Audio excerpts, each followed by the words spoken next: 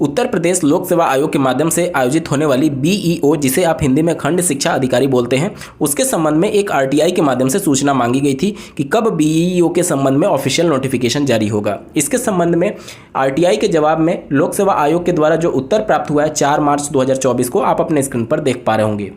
यहाँ पर देख सकते हैं ये आरटीआई के बारे में जानकारी दी गई और इनका जवाब ये दिया गया है कि आयोग को आगामी खंड शिक्षा अधिकारी परीक्षा हेतु शासन विभाग से अधियाचन प्राप्त हुए हैं।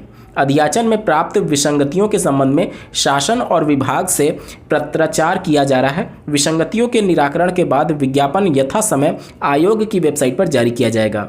रिक्तियों का विवरण श्रेणीवार तैयार न होने के कारण वांछित सूचना अभी देय नहीं है।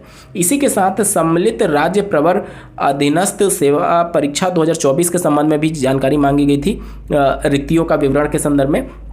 तो इसमें भी यही कहा गया है कि अभी श्रेणीवार तैयार ना होने की वजह से वांछित सूचना अभी देय नहीं है। यहाँ पर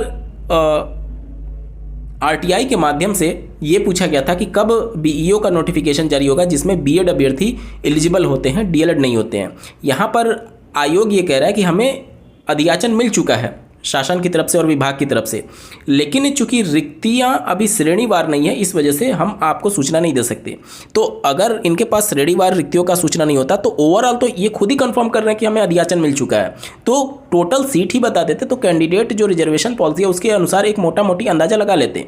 और जहाँ तक बात है कि कब तक ये भर्ती का विज्ञापन जारी होगा, ये अधियाचन अगर आप न्यूज़पेपर को देखेंगे तो खंड शिक्षा अधिकारी LT ग्रेड GIC पिछले 2-3 साल से अधियाचन मिल रहे हैं, लेकिन जो समकक्ष आर्ता है उसको लेकर के पता नहीं कौन सा ऐसा विवाद है जिसको ये निपटा नहीं पा रहे हैं। इतना बड़ा आयोग, इतना बड़ा पूरा व्यवस्था, बावजूद इसके एक छोटी सी चीज़ों को नहीं निपटाया जा रहा है और लगातार भर्तियों को लेकर के अभ्यर्थी परेशान है। स्पेशली जब बीएड की बात की जाती है तो बीएड तो अब प्राइमरी में है नहीं, उनके पास जो बाकी के विकल्प बच रहे हैं उनके लिए ही उनको आगे बढ़ना होगा और उसमें से बीईओ एक अच्छा विकल्प है क्योंकि ये अधिकारी लेवल का खंड शिक्षा अधिकारी का एक अच्छा विकल्प है बीएड कैंडिडेट के लिए। लेकिन अब उसमें भी इस प्रकार की चीज़ें हो रही हैं। पिछले 2-3 सालों से लगातार यही आरटीआई के माध्यम से जवाब मिलता है कि कुछ विसंगतियों को लेकर के लगातार कम्युनिकेशन जारी है और जैसे ही उसको दूर किया जाएगा नोटिफिकेशन जारी कर दिया जाएगा। ये आज से नहीं, पिछले 2-3 सालों से ये चीज़ें चल रही हैं। इसी प्रकार से जब भी आप LT ग्रेड की बात करते हैं तो 2-3 दिन लगातार न्यूज़पेपर में आर्टिकल आने लगते हैं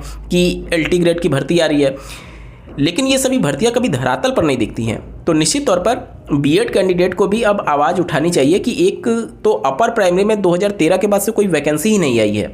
लगातार आप बीएड में प्रवेश करा रहे हैं, इस समय 2024 का नोटिफिकेशन जारी हो चुका है, उसमें भी प्रवेश प्रक्रिया चल रही है।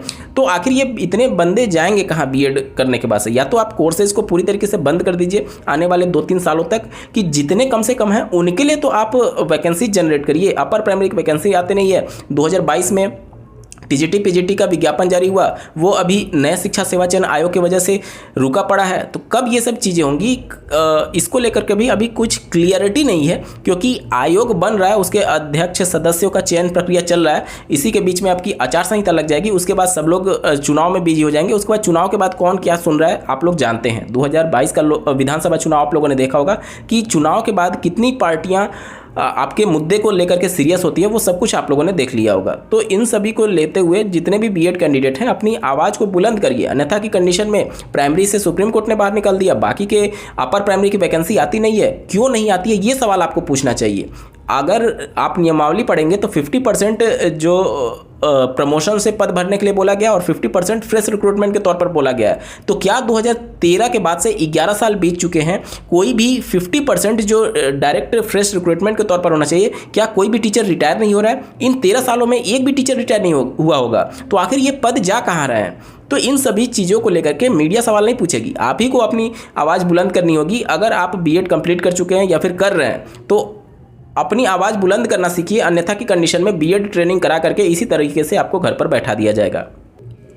क्योंकि अब लोकसभा चुनाव का माहौल है और जिस प्रकार से माहौल है, लोगों को, बेरोजगार युवाओं को उम्मीद थी कि कम से कम सरकार रोजगार के मुद्दे पर बात करेगी, कम से कम बेरोजगारी के मुद्दे पर बात करेगी। लेकिन इस समय जिस प्रकार से जो इलेक्टोरल बॉन्ड को लेकर के ऑनरेबल सुप्रीम कोर्ट ने SBI की याचिका को खारिज किया और जिस प्रकार से ये मुद्दा गरमाने लगा और इसको कहीं ना कहीं मेन मीडिया स्ट्रीम में इसको उठाना चाहिए था कि इस प्रकार से ये इलेक्टोरल बॉन्ड और ये सभी चीज़ें चल रही थी, उन सबको छोड़ करके एक नया मुद्दा उठने लगा है, वो है सीएए का।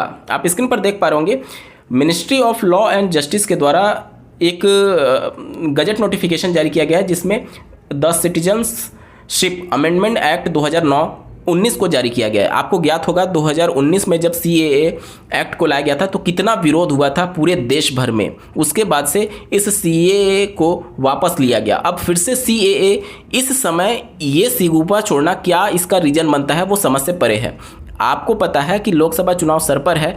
ये सीएए देखिए एक्चुअल में क्या चीज़ें हैं वो सही तरीके से प्रसारित नहीं हो पाती हैं और इसकी वजह से बेवजह उन मुद्दों को हाईलाइट हो जाता है जो कि नहीं होना चाहिए। चुनाव के समय फिर वहीं हिंदू मुस्लिम वाला मुद्दा उठेगा, फिर वहीं चीज़ों के आड़ में जो जेन्युइन मुद्दे हैं कि पुरानी पेंशन होना चाहिए, आपने 100 स्मार्ट सिटी की बात की थी वो कहाँ गया, आपने जो प्रत्येक सांसद को एक गांव गोद लेने के लिए बोला था वो कहाँ गया, आपने 15 लाख की बात की थी वो कहाँ गया, आपने 2 करोड़ रोजगार की बात की थी वो कहाँ गया। ये सारे मुद्दे छुप जाएंगे। ये सारे मुद्दे आज किसी भी पार्टी की बात कर ले तो क्रेडिटेबिलिटी के नाम पर बिल्कुल जीरो हो चुकी है, क्योंकि मीडिया उनसे प्रश्न नहीं पूछेगी और पब्लिक तो बिल्कुल धर्म के नशे में धुन है कि उन्हें राम मंदिर मिल चुका है और सब कुछ, उनकी समस्याएं खत्म हो चुकी हैं। भले ही एक टाइम पेट खाली रह जाए वो चलेगा, लेकिन इस धर्म के नशे से कोई भी बाहर नहीं निकलना चाह रहा है और इसी वजह से यही कारण है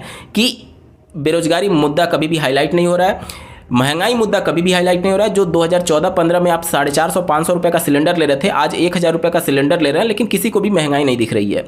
जो आप पेट्रोल और डीजल के दाम को लेकर के उस समय इतना हाहाकार मचता था कि बहुत हुई महंगाई की मारी, अब की बार पता नहीं किसकी सरकार, इन सबको चीज़ों को देख करके अब आपको सजग होने की ज़रूरत है। और इन चीज़ों को पिछले 2 लोकसभा चुनाव को आप लोगों ने देख लिया है कि ये चुनाव के समय ही मुद्दे क्यों उठते हैं। आखिर ये हिंदू मुस्लिम का जो मुद्दा है वो चुनाव के समय ही क्यों उठता है। आपको इन सभी चीज़ों में इस प्रकार से बांट दिया जाता है कि आपका जो जेन्युइन मुद्दा है वो उठ ही ना पाए।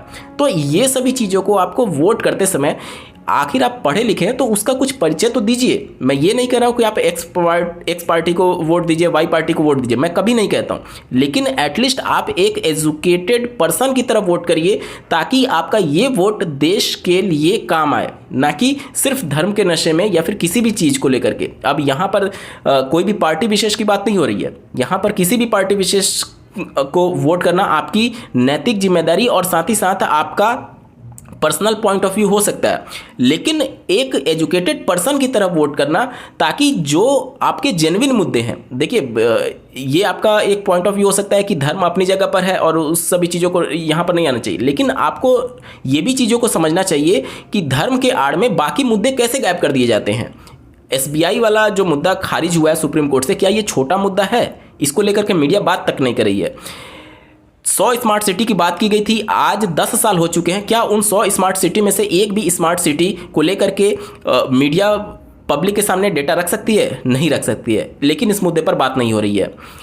मीडिया की ये जिम्मेदारी थी कि वह पब्लिक को बताए कि किस पार्टी को कितना इलेक्टोरल बॉन्ड मिला और कौन सी किसने इतना ज़्यादा फंड दिया और उसके एवज में क्या लाभ मिला, उन जो भी उनको फंड दे रहे थे किसी पार्टी विशेष को, उनको क्या लाभ मिला। तो ये सभी चीज़ों को जनता को जानने का हक है, लेकिन इन सभी मुद्दों पर बात नहीं होगी। बात होगी तो सिर्फ और सिर्फ इस प्रकार के कानून पर, इस प्रकार की चीज़ों पर जिससे तुल मिले फिर से हिंदू मुस्लिम को, और एक्चुअल मुद्दे भूखमरी की जो प्रेस का फ्रीडम इंडेक्स है वो मुद्दा नहीं उठेगा। इसके अलावा आपका बेरोजगारी का मुद्दा नहीं उठेगा, महंगाई का मुद्दा नहीं उठेगा, 100 स्मार्ट सिटी का मुद्दा नहीं उठेगा, गांव गोद लिए गए थे उसका मुद्दा नहीं उठेगा, काला धन का मुद्दा नहीं उठेगा। ये सभी मुद्दे दब जाते हैं जब आप केवल धर्म के नशे में हिंदू और मुस्लिम के पीछे पड़ जाते हैं। इस वीडियो को देखने के लिए आपका बहुत बहुत धन्यवाद। भगवान करे आपका दिन शुभ हो।